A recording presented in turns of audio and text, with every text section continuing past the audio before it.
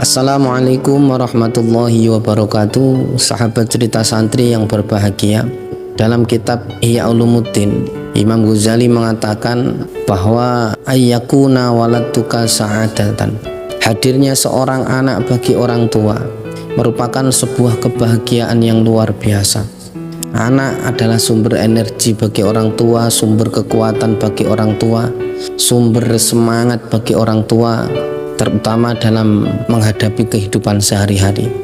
Orang tua yang ketika lelah dalam pekerjaannya, capek dalam kesehariannya, maka ketika sudah mempunyai buah hati, anaknya inilah yang menjadi penyemangat, anaknya inilah yang menjadi charger tenaga atau kebahagiaan bagi orang tuanya. Selelah apapun, secapek apapun seorang ayah atau seorang ibu dari kebiasaannya, dari keseharian dan pekerjaannya, maka ketika melihat buah hatinya, seketika rasa lelah, rasa bosan, suntuk itu hilang. Makanya Imam Ghazali mengatakan ayyakuna walatuka sa'adah, bahwa anakmu itu sumber kebahagiaan. Kemudian disebutkan lagi ayyakuna walatuka nasirotan, hadirnya seorang anak di dunia bagi orang tua. Ini yang paling penting, bahwa seorang anak itu sebagai penolong bagi orang tua. Seorang anak ketika ia menjadi anak yang baik, ketika ia menjadi anak yang soleh, maka nanti di hadapan Allah ia akan menjadi penolong kita, ia akan menjadi penebus dosa-dosa kita. Bahkan dalam suatu keterangan, seorang anak yang meninggal dalam keadaan masih bayi, masih kecil, belum balik, maka anak ini nanti menjadi syafaat bagi kedua orang tuanya di akhirat. Ketika nanti dibangkitkan, anak ini disuruh untuk masuk ke surga, anak ini tidak mau. Anak ini berteriak mencari orang tuanya, aina walidi, aina walidi, di mana orang tuaku, di mana orang tuaku? Masuklah kamu ke surga, kata Allah. Tidak, saya tidak mau masuk ke surga sebelum saya bertemu orang tua saya, sebelum saya mengajak orang tua saya ke surga. Akhirnya orang tuanya diizinkan Allah untuk masuk surga berkat pertolongan atau syafaat daripada anaknya. Sahabat cerita santri yang terakhir ini, ayyakuna walatuka aduwan, bahwa malah terkadang seorang anak hadir menjadi musuh bagi orang tuanya. Terutama di zaman sekarang, betapa banyak anak yang sudah berani kepada orang tuanya. Berapa tangan daripada tangan anak-anak yang sudah berani saat ini memukul kedua orang tuanya. Terkadang anak bukan menjadi sumber kebahagiaan, bukan menjadi pertolongan, malah menjadi musuh bagi orang tuanya. Makanya ada beberapa resep, ada beberapa cara yang dapat dilakukan agar anak kita ini menjadi anak yang soleh, menjadi anak yang berbakti kepada orang tua. Dari Imam Ghazali sendiri, ada dua tahapan yang harus dilakukan orang tua agar anaknya ini menjadi anak yang soleh. Tahapan pertama yaitu qabla yaumil wiladah. Anak ini sudah diusahakan menjadi baik sebelum hari kelahirannya. Anak ini sebelum lahir, semenjak dalam kandungan ibunya, anak ini sudah diriyadhohi, anak ini sudah diupayakan agar menjadi anak soleh. Bagaimana? Yaitu dididik secara baik. Loh, anak belum lahir kok dididik, apa bisa? Bisa, kata Imam Ghazali. Caranya yaitu orang tua ketika sudah mengandung seorang anak, jangan sekali-kali berbicara yang kurang baik, yang tidak baik. Ketika sudah mengandung seorang anak, maka jangan pernah orang tua, terutama seorang suami, memberikan rizki yang tidak halal kepada istrinya, sehingga rizki ini dimakan, kemudian sarinya dimakan oleh calon anak kita. Kemudian diriyadhoi berpuasa. Semenjak di kandungan, salah satu orang tua, ayah atau ibunya berpuasa. Kalau tidak mampu, maka banyaklah sedekah, banyaklah membaca Al-Quran yang dikhususkan untuk calon anak tersebut. Kemudian yang tidak kalah penting lagi, ketika proses pembuatan seorang anak, ikhtiar orang tuanya, maka jangan sembarangan. Usahakan dengan adab-adab yang telah ditentukan oleh baginda Nabi, adab-adab yang sudah diajarkan oleh baginda Nabi. Jangan lupa kalau bisa sebelum berhubungan badan dengan istri kita, usahakan suci terlebih dahulu. Kalau sudah kepepet, sudah tidak tahan, maka jangan langsung digas saja. Minimal kita membaca doa. Kalau tidak hafal doanya, maka minimal kita membaca bismillah ta'awud.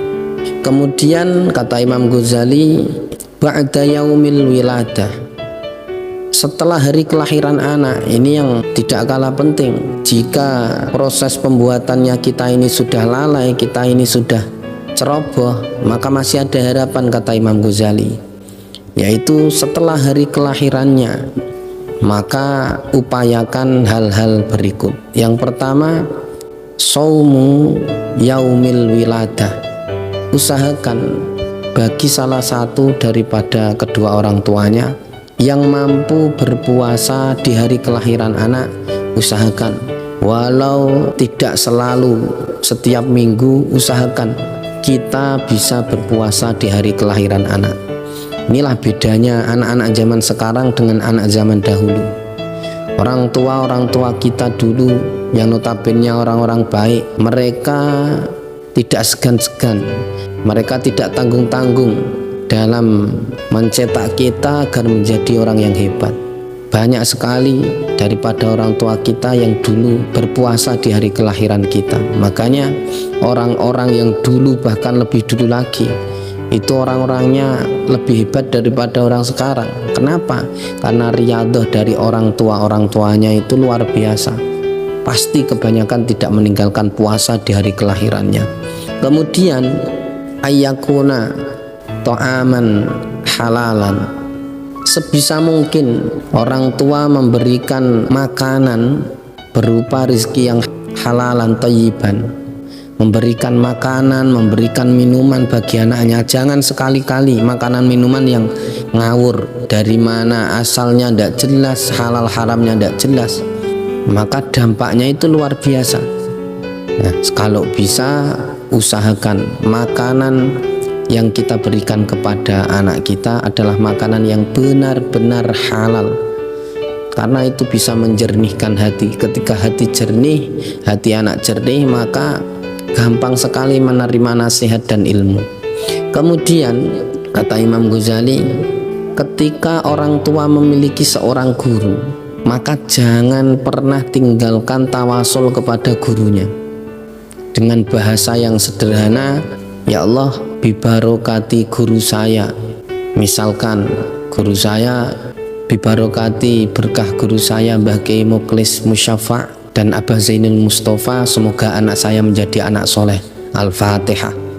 Minimal seperti itu, jangan pernah tinggalkan sesering mungkin. Kenapa seperti itu? Agar berkah daripada guru kita itu, kalau berkahnya tidak mampu mengalir kepada kita sebagai orang tua karena ada su'ul adab, karena ada prasangka buruk kita kepada guru kita, maka berkah itu menjadi tidak terhalang kepada anak kita.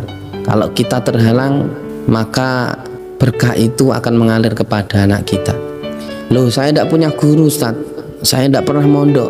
Jika tidak punya guru, tidak pernah mondok, maka ketika melihat orang yang kita anggap sebagai orang alim, orang hebat, orang baik, maka ya Allah, bibarokati Gus Baha contohnya, semoga anak saya menjadi anak soleh. Al-Fatihah. Bibarokati Habib Lutfi bin Yahya, semoga anak saya menjadi anak soleh. Al-Fatihah. Ini resep ketiga agar anak itu menjadi anak soleh. Gampang dinasihati, mudah dalam menerima ajaran dan pembelajaran. Kemudian beliau Habibana Habib Lutfi bin Yahya Pekalongan, beliau mengajari bahwa ditambah lagi dua hal yang ini tidak tercantum dalam Ihya Ulumuddin. Ditambahi yang keempat, yaitu perbanyak orang tua membaca surat Alam Nasroh. Ketika membaca, tiupkan ke kepala anaknya, ke ubun-ubun, ke arah sini kalau tidak tahu ubun-ubun. Alam Nasroh laka sodrok sampai selesai, kemudian ditiup ke arah ubun-ubun anak kita. Saya tidak hafal Ustadz, kalau udah hafal bacakan ya latif, ya latif, ya latif, ya latif. Ketika ya latif 11 kali tiup ke ubun-ubun anak. Jika mampu 33 kali tiup ke ubun-ubun anak. Ini resep yang keempat. Kemudian yang terakhir ini yang unik, yaitu ketika kita mesusi, bahasa Jawa nih, mesusi beras atau mau memasak nasi, ketika mencuci berasnya itu maka dianjurkan ke arah kiri, ke arah yang berlawanan jarum jam, bukan ke arah jarum jam tapi ke arah berlawanan jarum jam.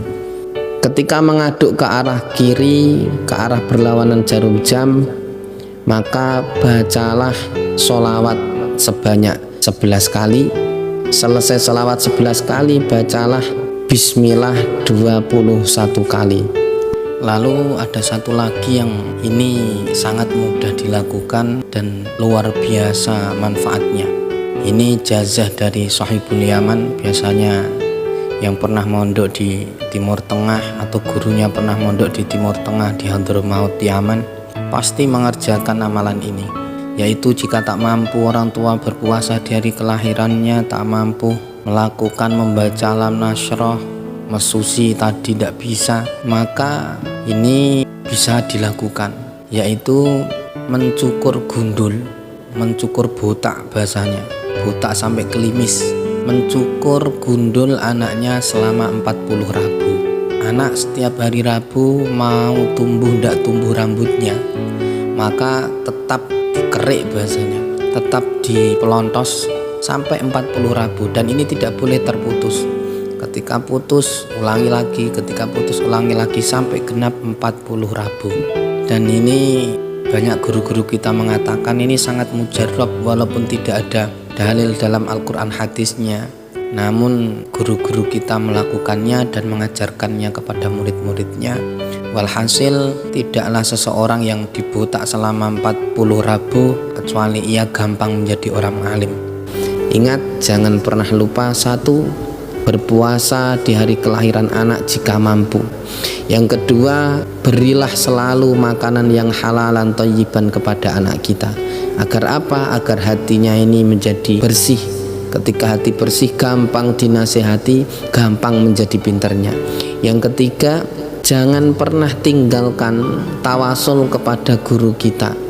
Bibarokati guruku ya Allah, semoga anakku menjadi anak soleh. Kalau tidak punya guru, ya Allah berkah kebaikan orang tersebut, semoga anakku meniru kedermawanannya, semoga anakku meniru ketawaduannya, semoga anakku meniru kealimannya. Al-Fatihah.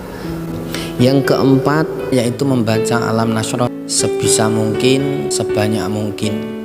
Lalu ketika kita mencuci beras, mesusi bahasa Jawa nih, maka usahakan jangan searah jarum jam tapi berlawanan dengan jarum jam. Lalu ada satu lagi yang sangat mudah dilakukan, yaitu mencukur gundul anaknya selama 40 Rabu. Oke, kemarin yang bertanya bagaimana agar anak kita itu mudah dinasihati, agar anak kita menjadi anak soleh, maka inilah jawabannya. Karena beliau tidak chat, tidak ada komen, jadi saya jawab langsung. Terima kasih. Wassalamualaikum warahmatullahi wabarakatuh.